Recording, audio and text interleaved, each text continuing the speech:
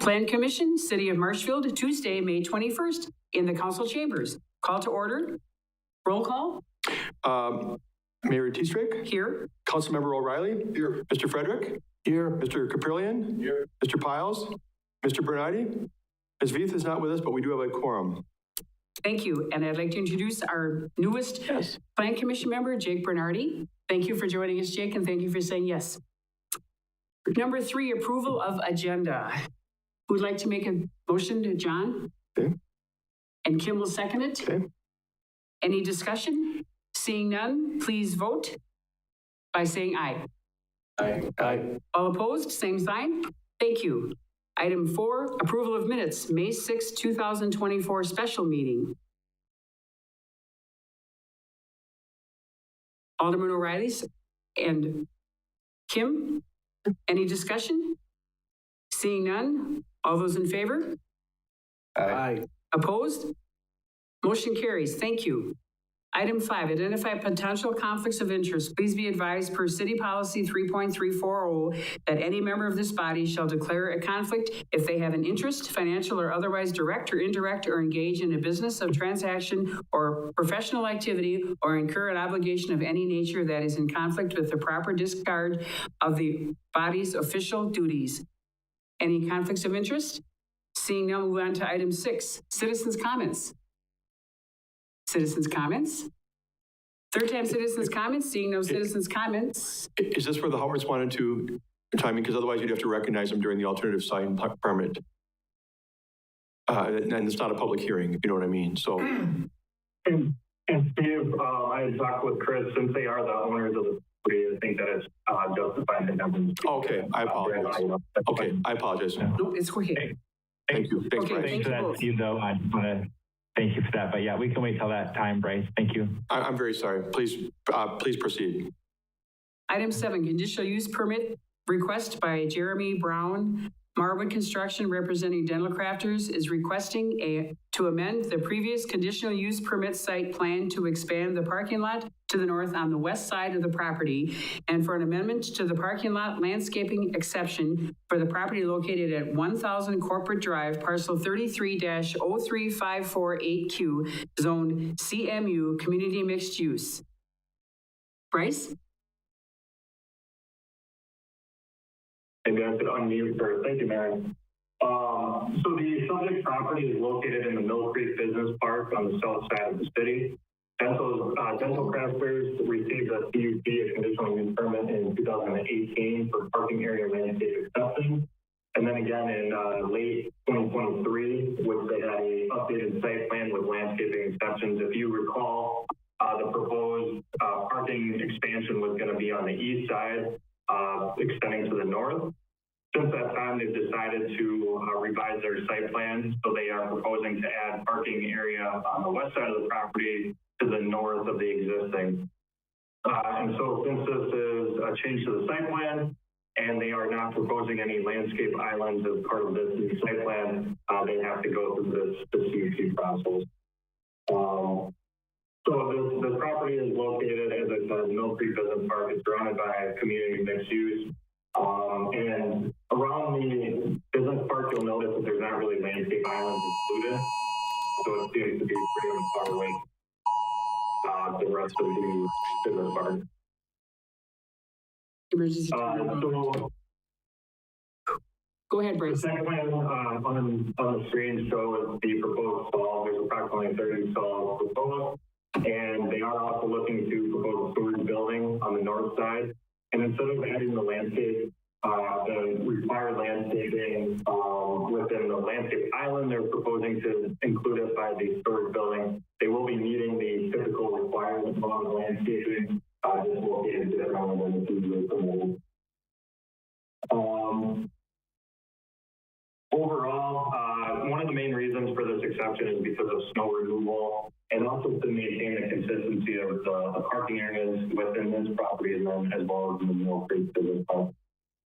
So staff is ultimately comfortable with allowing the exception and approving the updated site plan. So with that, the recommendation is to approve the conditional use permit request with the following conditions and or exceptions. Number 1, one, no landscape islands or peninsulas are required for the new parking area.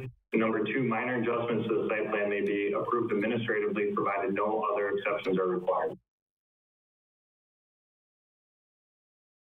And we are now going to open the public hearing. Are there any comments from the audience?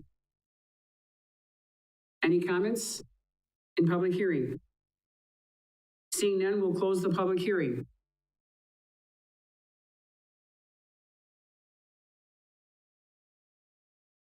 And we'll... Is there an entertained motion from the commission? I'll make a motion to approve as recommended. Motion by Alderman O'Reilly, second by Alderman John Caprillion. Any other discussion? Seeing none, please vote by an aye. Aye. Opposed? Motion carries. Thank you. Item 8, and before I go further, I'm going to apologize for my phone. There is a tornado warning. I'm normally not supposed to pick my phone up during a meeting, but I did this just because of that hearing. Something happened last week at a meeting and somebody made a comment about it, so I just want to make sure that everybody knows that I'm not watching the Brewer game, okay? This is a tornado watch. Okay? Mine off. And you, yes, so, and I had mine on for public comment. I have to do the 5-minute thing. So there we are. Just want to make sure that everybody knows what's going on because you know what? That's how we roll, right, everybody? Yep. Yes, thank you. That was item 7A. Pardon me? Yeah, and speaking to your mics when you do things. Yes, thank you. Mike, yep, thank you. Item number 8, conditional use permit request by Jason Andrews to consider allowing a conditional home occupancy to allow a gunsmithing business, which will only consist of painting firearms on the residential property located at 1700 South Palmetto Avenue, 33-03451AA, zoned SR4, single-family resident. Presenter, Bryce Hembrook, planner. All right, thank you, Mayor. So the subject property is located at 1700 South Palmetto Avenue, which is located on the south central side of the city. The subject property is approximately 0.26 acres and consists of a single-family residence as well as a detached garage. The applicant is requesting to operate a conditional home occupation on the site and would be using the detached garage to paint firearms and kind of repaint firearms. This would be by appointment only. And so according to the applicant's narrative, he says, I want to apply, and I don't know how to say it correctly, Cerakote paint to firearm parts as a service. And technically that counts as manufacturing / gunsmithing to the ATF. So he needs a federal firearms license to do so legally. And one of those requirements is to receive local approval for zoning.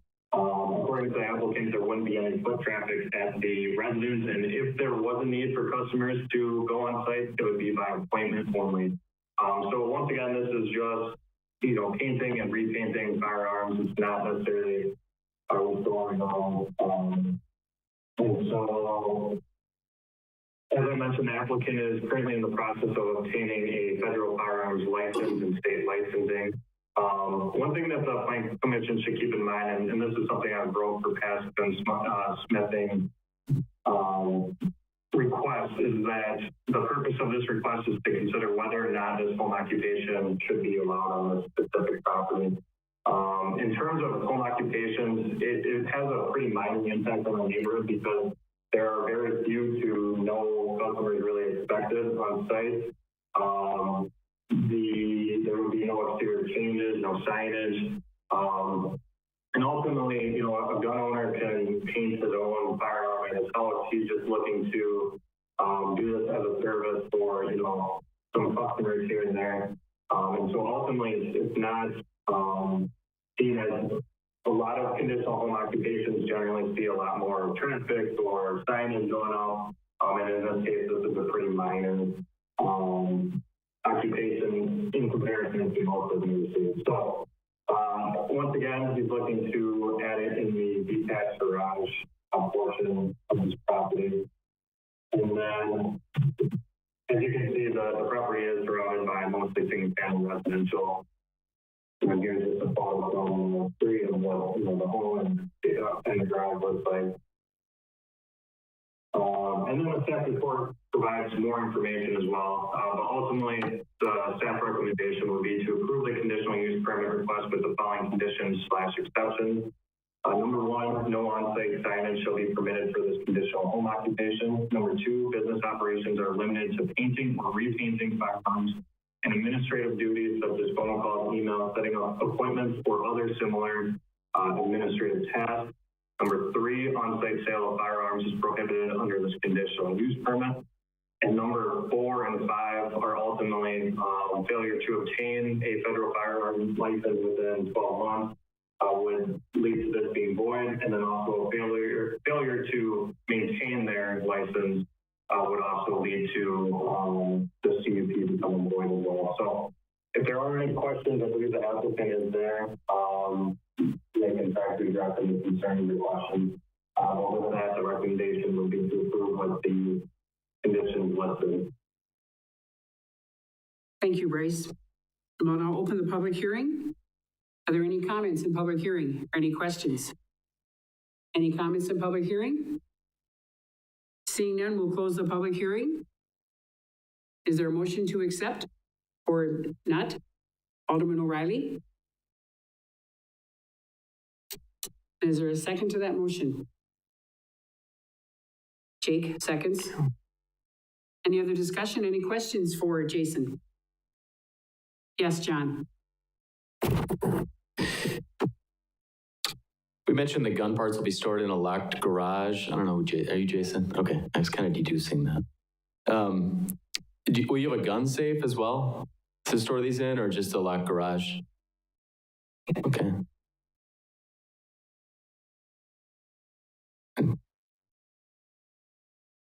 I think it'd be good. I don't know if I want to go so far as to make it a requirement, but it'd be a recommendation. And is there an alarm system on the garage or no? Okay. And my other question is, does your insurance policy cover this sort of activity at your house?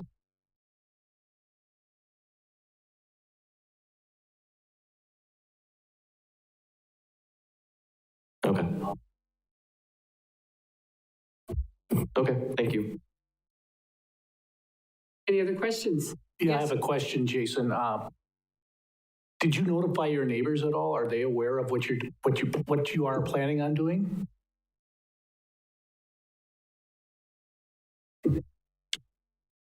Actually, sorry, Jason, if if we you want to could come please to the podium, and then, then everybody can hear you that's on the Zoom. I apologize, I should have started that out. Yes, it's all good. Then there's a little button underneath the microphone that you just push, and then, And if you wouldn't mind, the two questions that John asked you, if you would just want to respond. The first question was about, do you have a locked safe in your garage? You have a little button, yep. Oh, yep. There you go. I don't have a lock safe in the garage, but I'll get one. Okay, and then John, your second question was about insurance, and if you want to answer that also?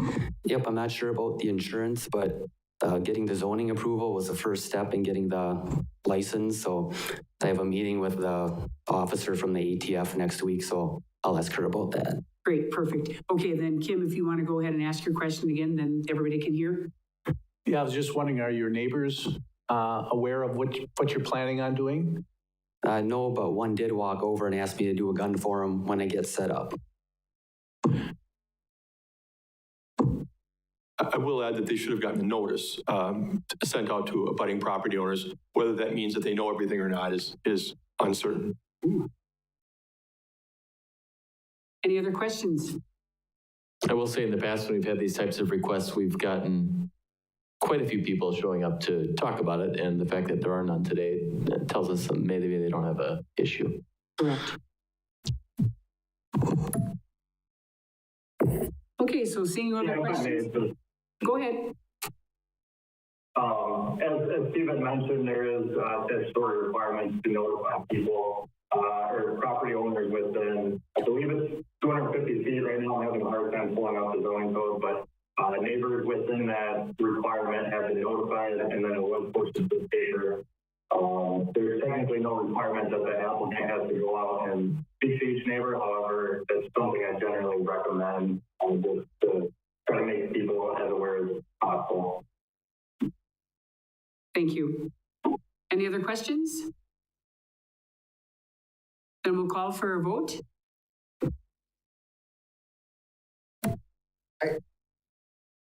Yes, Franklin. If you would come up to your microphone, please. Sorry, would you repeat what,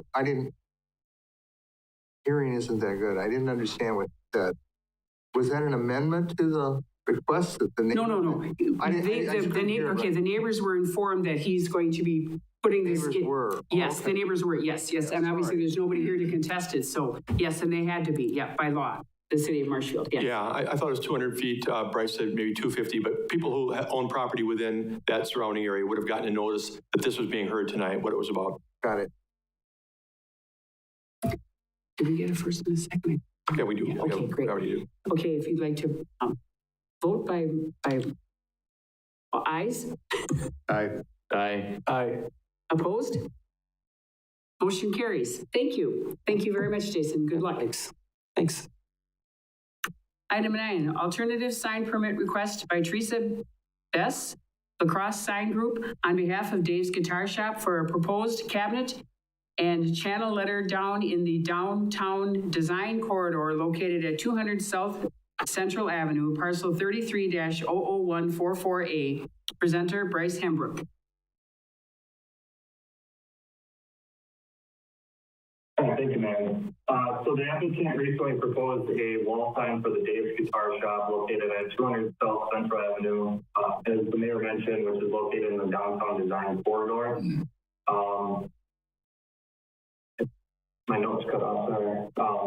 And that downtown design corridor district is defined in the sign code. I think I included in the staff report the exact boundaries, but the proposed sign shows or consists of red channel letters. Let me actually skip those.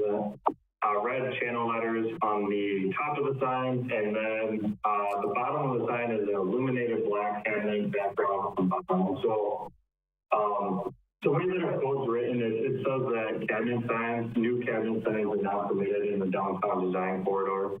And so the purpose of that is to try to match the design guides or the Main Street Marshfield design guidelines. I kind of talk about cabinet signs not being suitable in certain areas. Now I'll skip ahead here to the guidelines example. So the purpose of that is to not allow signs as shown on here, like the yellow, or in a lot of cases, communities disallow white backgrounds with the cabinet, just because of, they seem to have a lot of wear and tear, and then especially white backgrounds that have like rust in the future, and it just doesn't seem to really meet the aesthetics that we're trying to accomplish in Marshfield. However, so that's the reason why cabinet signs are not permitted in the downtown design corridor. Now, with what they're proposing is shown as kind of less than half of the sign would be for the cabinet. It would be a black background with the letters kind of, showing through in yellow. And so ultimately what they're proposing, I think, is definitely a good example of a cabinet sign. However, just because the code did say that no new cabinet signs are not allowed, and it's kind of a partially cabinet, partially channel letter, the zoning administrator determined that this should go through an alternate sign permit process because it doesn't quite, it's not quite a channel letter sign. So that's why we're here. Ultimately, though, with taking the Main Street Marshfield guidelines and kind of the intent of that and looking at what's being proposed, I see no issue with what they're proposing. I think that the sign, heightens the sign aesthetics and also promotes signs for a new company that's or a newer company that's a good asset to downtown Marshfield. So with that, I kind of explained why we're going through this process. However, I think it was more just for clarification since it was partially a cabinet sign. So with that, since I believe that the proposed signage does not appear to adversely impact the aesthetics of the facade, I don't have any further concerns, and my recommendation would be to approve this sign as presented. And then once again, I'll just show this is where the sign would be located on the property. So with that, once again, my recommendation is to approve as presented. Thank you, Bryce. Any questions from the commission? And I would also say we do have the property owners here. the applicant for the sign company there as well. But if there's questions, you guys can certainly ask them. I had a long thing written up, but Bryce, you did a really good job kind of explaining the ins and outs of this sign design and all of that. So I won't repeat all of that. I just appreciate your support for it, Bryce. I think what you said makes a lot of sense. I think it's still debatable whether it's a cabinet sign or not, because that cabinet is really a design element. It's part of their logo. It's the guitar headstock. But regardless of that, it's an attractive sign. And one thing that you didn't mention is it replaces these large PSE buildings from a business that was there, 10 plus years ago. So I think it's an improvement of what's there, which is great. And it's another way to say to Dave's Guitar Shop that, welcome to Marshfield. This community loves you. Thank you for choosing us as your fourth location. And I think it just sends out warm fuzzies to Dave Rogers, who was born in Marshfield, bought his first guitar across the street from this location, and is really it's a homecoming for him. So I think it's a way that we can show his support, show our support for him by supporting his request for this sign. Thank you, Chris. And yes, John. Move to approve. Thank you. I'll second. Second by Alderman O'Reilly. Okay. All those in favor? Aye. Like sign? Aye. Opposed? Motion carries. Congratulations. And yes, it's a beautiful sign. And welcome again to Marshfield. Number 10, alternate sign permit request by William Mueller, representing Mueller Electric of Central Wisconsin for a proposed projector sign located at 111 East 4th Street, parcel 33-00981. Presenter, Bryce Hembrook, planner. All right, thank you. And to verify what I'm on mute. So it's pretty rare that we have alternate sign permits that come to the Plan Commission, and tonight we have two. This one is a little bit different because there's not really a great definition for what's being proposed. So at the Mueller Electric Company building on 111 East 4th Street, which is also located within the downtown design corridor, the applicant is proposing to have some projector signs. And so ultimately what that is, and the applicant is here, and I believe that she brought the projectors to show as an example. But ultimately what she's proposing is to add these projectors along the side of the building. Let me forward here. On this screen, it shows 5, but I believe I just talked to the applicant. There's actually 6 being proposed, one on the other side of the building, which would be along Maple. And then ultimately they would show logos such as what's shown on the bottom. And so the one thing to just note is that, the sign code generally is regulating, permanent signage that is, attached to the wall, or projecting out. This would be a projector in terms of it would be displaying the logo straight down towards the sidewalk. And so that's definitely something we haven't seen before. We haven't received a request like this before. And the sign code allows for signs that aren't really defined in the code to be determined by the Plan Commission through this alternative sign permit process. So ultimately, there's not much to go off in the code. The one thing I did note in the staff report is that the closest sign type that would be closest to what's being proposed is a beacon sign. However, beacon sign isn't really well defined, and there wasn't really any good examples to show exactly what a beacon sign was. So that's what I noted as being the closest. It's not permitted in the sign code. However, the Plan Commission has the ability to approve signage that doesn't meet or if it's not clear. So ultimately, we're kind of looking for the guidance from the Plan Commission on if this is something that they would like to approve. And one of the other things to note is that, they're proposing 6.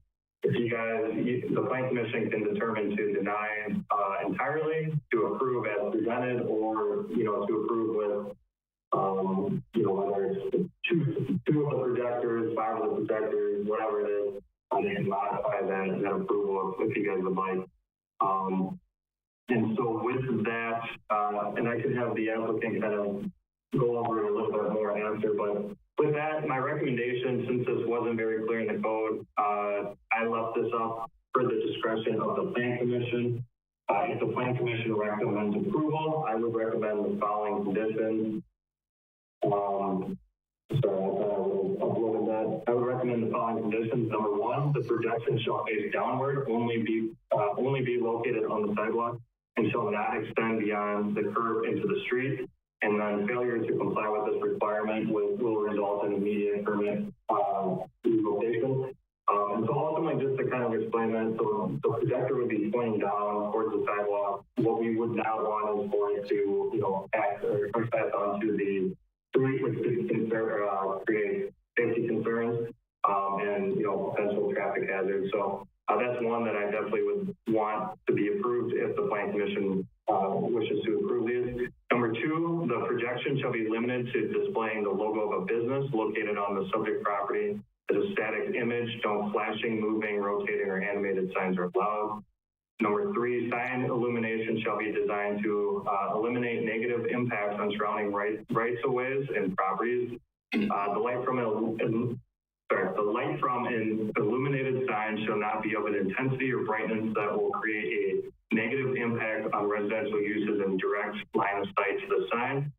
This is also a condition that's required for all illuminated signs, so it would be required regardless. I just think it would be good to note on the permit.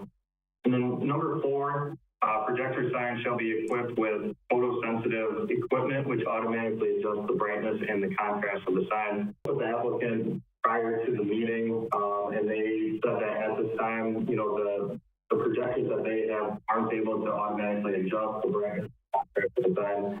They said that they could look into that possibility.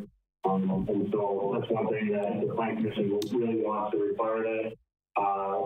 The applicant would have to look into that, or the Plan Commission could just recommend it as a condition. So with that, the applicant is there, and she may want to just kind of touch on a little bit more on what they're proposing. And then the one thing I did get by is ultimately this is what you would see from the building. It would be attached to the building, and it would meet the typical requirements of like the height over, I think there's like an 8-foot clearance over the sidewalk, so it would have to be at least that tall. So with that, Karen, is there anything else that you would like to add?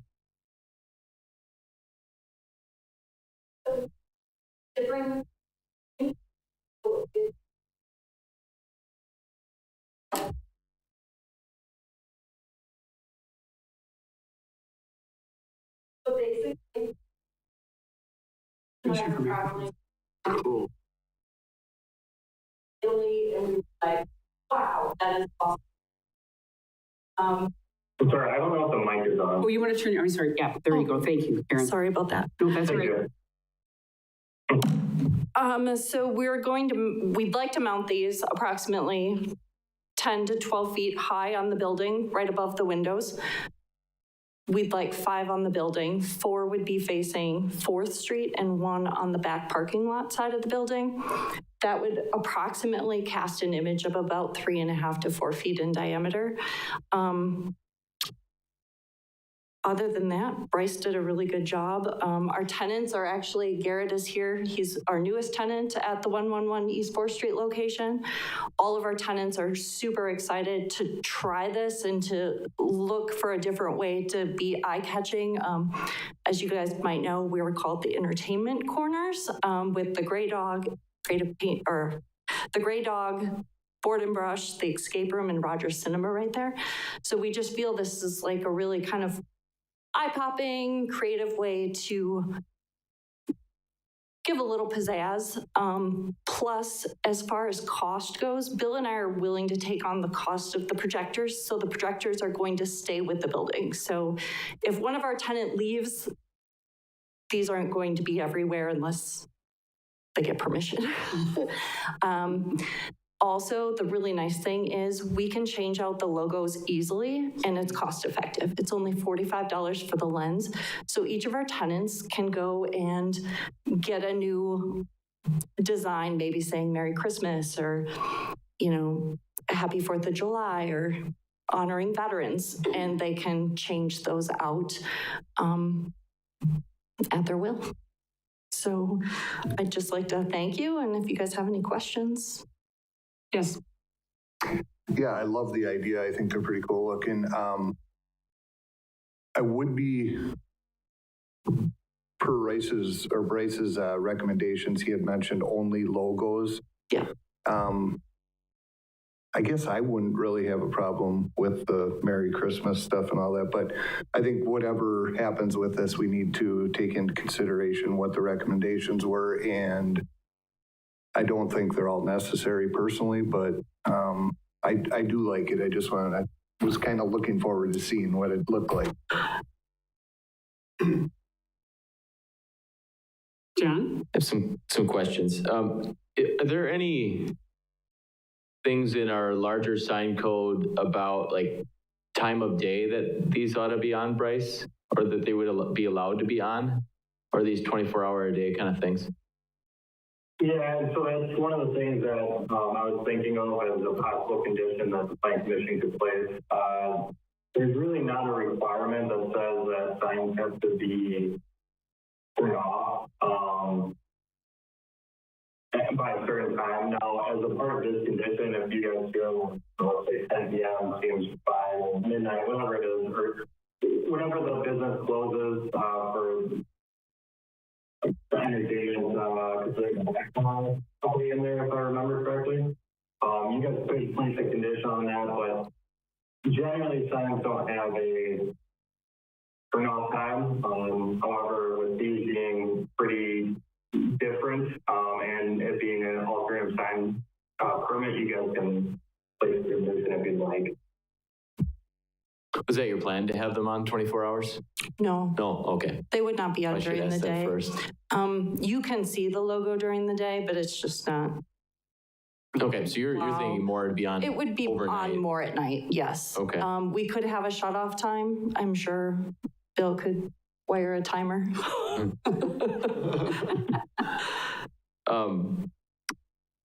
So the idea is each of your tenants would have like their own logo?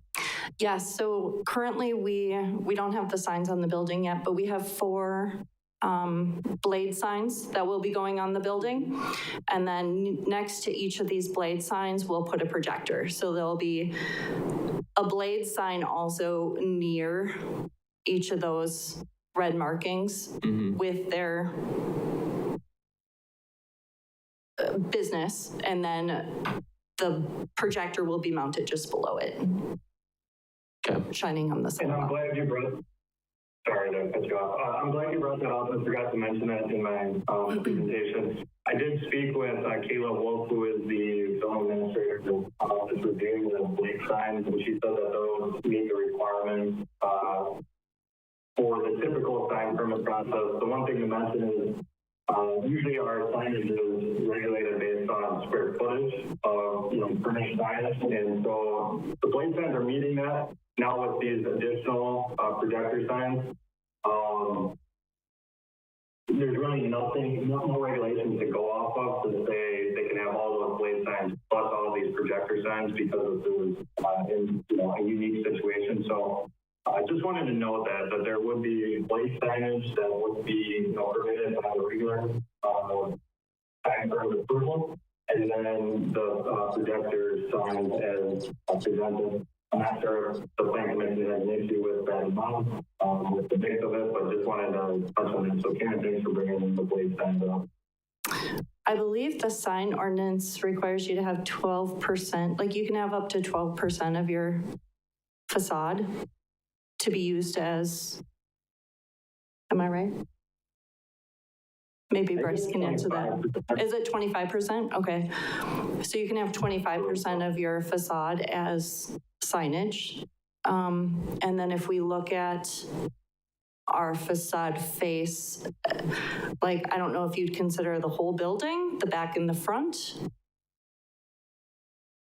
It is just one building. So it would be per facade, we would take that into account. So we would look at the height of the building and then the frontage. Yeah. So in this case, you would say, let's just assume it's a 14-foot tall building times 100 feet, or I don't know the exact calculation, but so you find that and then 25% on that to be able to. And then Kayla mentioned that it's meeting the typical requirements. And in this case, these projector signs aren't, a physical sign, so, it's not technically exceeding that signage. However, since it is a unique sign, I just wanted to note that they would have the blade sign with the approval. Can I just ask where your sixth sign will be? You said you have six, but you have five shown? I'm sorry, yes, No, that's okay. the sixth one is on the back side of the building. It So would it's in the go parking lot. right, yes, it would go right above the Gray Dogs entrance in the Okay, rear of thank the you. parking. So there's not much residential around your area. I mean, looks like there's one house across the street on Maple. Correct. Okay. And the rest is all business. Mm-hmm. Okay. So I don't really think we need to worry about lights being on and irritating homeowners, really. So is it possible, is it potentially in the business plans that maybe you start installing these sorts of things for other businesses in your business as an electrician? Like, do you anticipate that at all? Only if it's aesthetically pleasing. Well, Certainly wouldn't rule it out. I mean, that sounds like a pretty good business opportunity, and it has crossed my mind, but I don't think it's in anybody's interest to have these things lining the entire central up and down. So it's not my intention to go that route. yeah, the reason I asked that question is I'm wondering, it would probably behoove us to sort of codify what we'd allow on these kinds of things for the future. So I guess when we get to items for future agendas, it seems like something we should address. Somebody had also stated it was more pleasing than the sandwich signs, so it might be a more aesthetically pleasing alternative to sandwich signs as well. Yeah, and they're cool. I've seen them in bigger cities in more like a nightlife area where you got nightclub kind of thing where it's shining on the sidewalk and attractive and draws people in. So I get the idea. Okay, that's all the questions I had. Any other questions from other commissioners? I think it's, am I on? Is it red? Yes, you are. Yep. Okay. Yeah, I've seen them too in Chicago. So they're nice, and I would say, it's not real intrusive, anything like that, and anything that helps our businesses, it's easy, it's a good deal. And I don't think we should add anything to the code. This is a simple thing.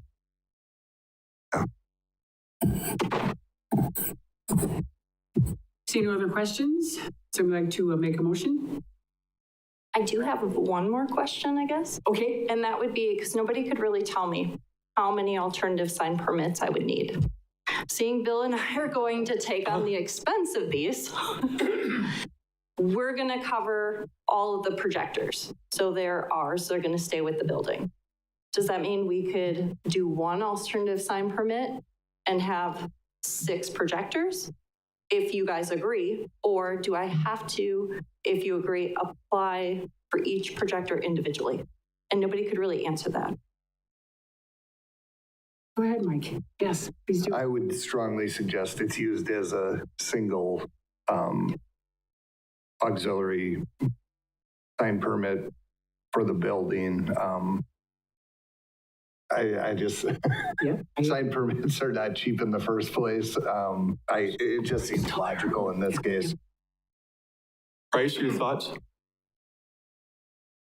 Yeah, and that was kind of the one that didn't really have a great answer for Karen. So I'm personally fine with that. I think since it's not a permanent, an actual sign that's going off, I think it's reasonable to just require the one fee.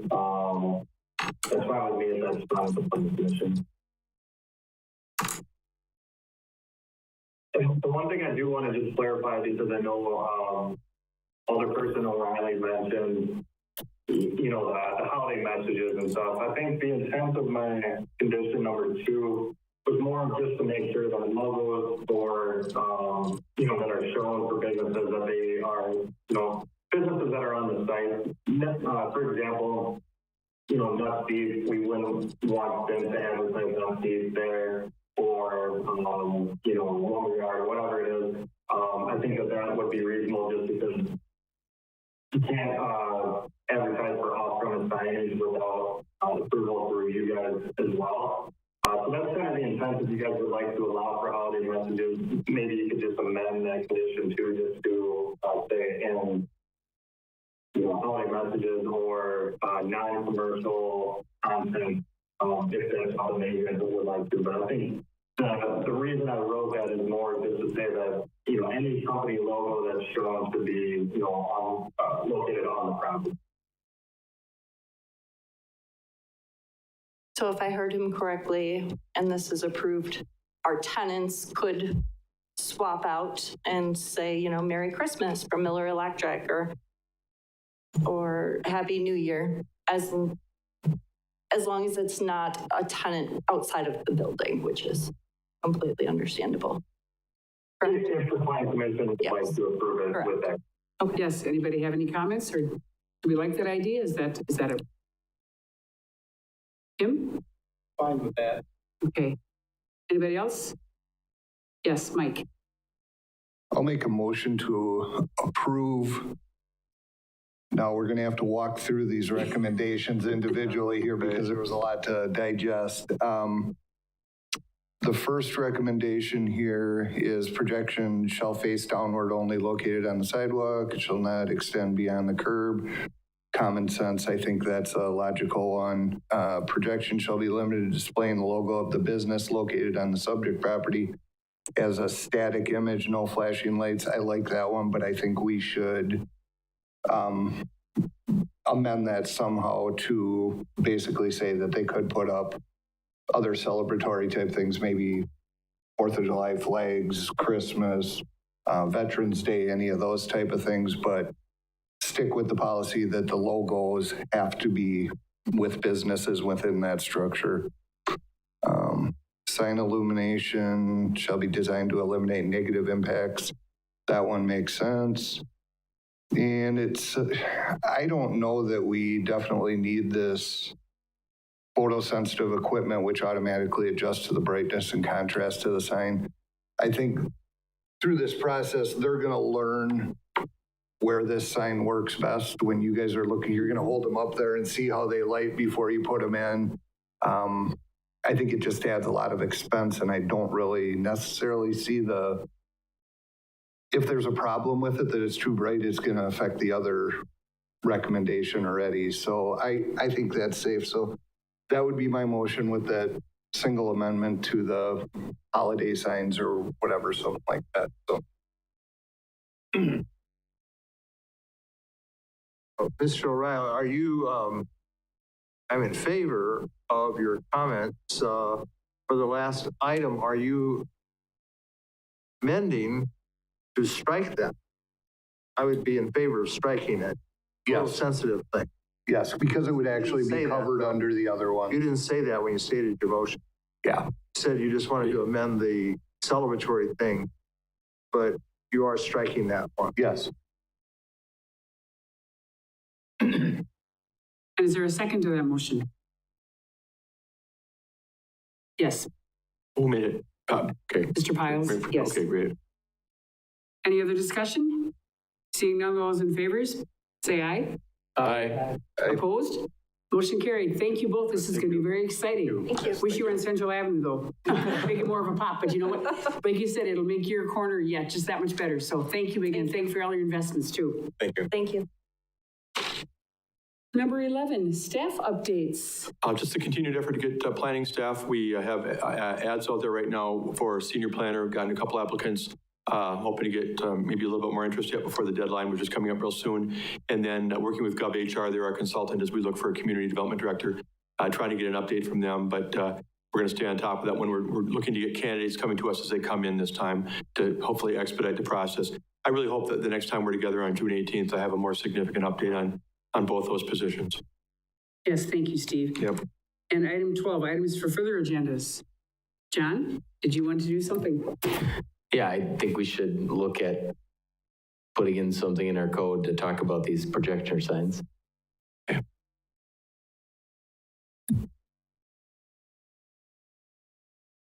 Any other suggestions for future agendas? Seeing none, I will call this meeting adjourned. Thank you all and have a great night.